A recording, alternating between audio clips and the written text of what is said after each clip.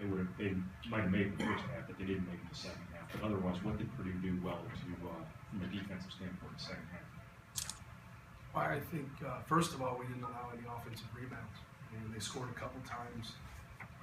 Another three that Zach Irvin hit right in front of our bench, just off, our guy not boxing out, and they got us on a free throw block out. I don't know what basket it was, but they definitely scored.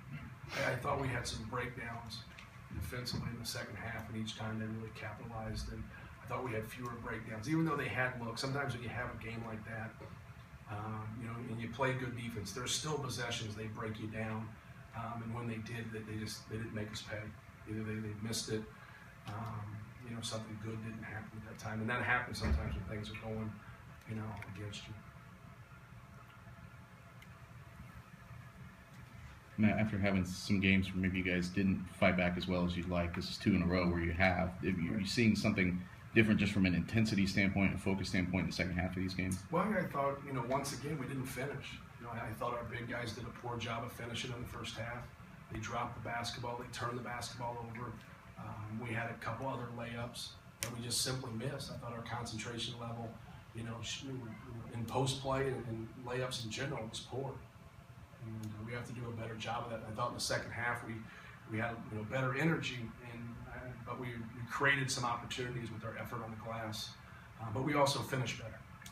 We have to do a better job of scoring around the basket, and we did that in the second half. Matt, you tightened up the rotation. I think 5 guys played 30+ minutes. Right. Did you just like that group that was together? Or? Yeah, I thought they really did a good job. We're not playing as well when we sub, and we've tried to balance some minutes out, and we haven't been as productive. And I thought Octius was really good defensively, and I thought Davis was really good defensively, and I thought Vince Edwards, especially in the second half, really gave us some good minutes and did some good things. He had 16 and 6 for the game. And obviously Hamlin's coming off the bench.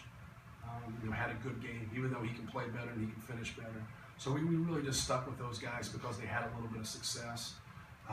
Spike Albrecht broke us down. Shot a couple threes right on top of us and got going.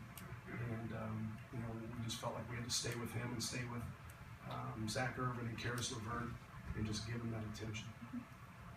With Vince, we talk a lot about his ability to pass, shoot, handle the ball and whatnot. But can you just kind of speak to the weapon he can be around the basket? As somebody you can look to in the post, right, but also somebody you can rely on to be pretty effective on the offensive boards. Yeah, it's something we probably haven't done enough of. He scored a lot of points early this season of just playing through motion and just playing the game. With having a 2 big posts in there, we just kind of found his spots, and we haven't done a good enough job of getting him into some spots to score, and I thought we did a little bit more of that today. But his effort on the glass a couple times was huge for us. But he's very versatile. He can dribble, pass, and shoot. He understands the game. He can play on the perimeter. He can play inside, and he can guard a lot of different people. Isaac, he got a little physical in there, especially in the first half. Yeah. And got a few fouls. What does he have to? Is this just a learning experience to get used to that type of play? Well, I think he's committing some of the same mistakes that he's made. He's got to learn from some of those past mistakes and improve on that. In the previous games, when we went back and watched film, his offensive fouls have been fouls. And so we'll see when he goes back and try to learn from those. But, he played 9 minutes, he had 4 fouls, he had 4 turnovers, and he was 0 for 2 from the line. He just never got on track. But, it's something about, being a basketball player, sometimes you have to be solid. You might not do anything positive, but don't do anything negative. Guard your man, be solid, and he's getting in the game sometimes, and he's just making positive play after positive play. Then there's games like this where it's the reverse. He has to learn to be solid because those offensive fouls are turnovers. And but we'll watch film and we'll learn from it and hopefully get better. How come Bryson didn't play there? Well, I thought those other guys did a good job. I like those matchups. Defensively, I thought John Octius was great. I thought his effort was great. He gives you 13 points, 8 rebounds. He doesn't turn the basketball over. And we just stuck with those other guys.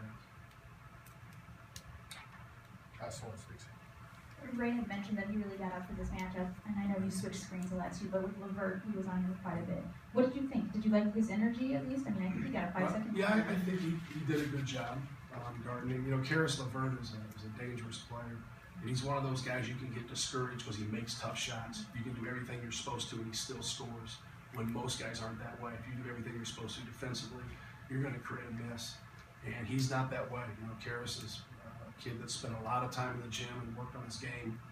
And you know, you just have to make it difficult for him. You know, today was our day, and especially in the second half, and they never quite got into that rhythm. But they're one of those teams in their system where they just need a couple makes to get going. And they were that way in the Illinois game.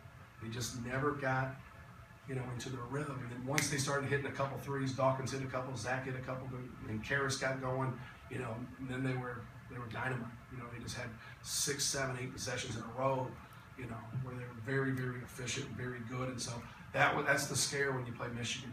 And that was, you know, our worry with them, especially in that second half when we started to get that lead, that they'd hit a couple threes and they really build off of that. But no, they're very, very, you know, talented guys, and their experience of, you know, being in an Elite Eight, being in a championship game scares you, because they've been at that high level and been able to make plays. So when they get down or something happens, and that's what they've done in the last 3 games. You could really argue that we've outplayed them the last 3 games in Mackey, and they've won those games. But it's a 40-minute game, and to their credit, you know, their players made plays at the beginning of the game, and ours didn't. And you know, and they got the win. So hopefully, you know, we can learn from some of those things and get better.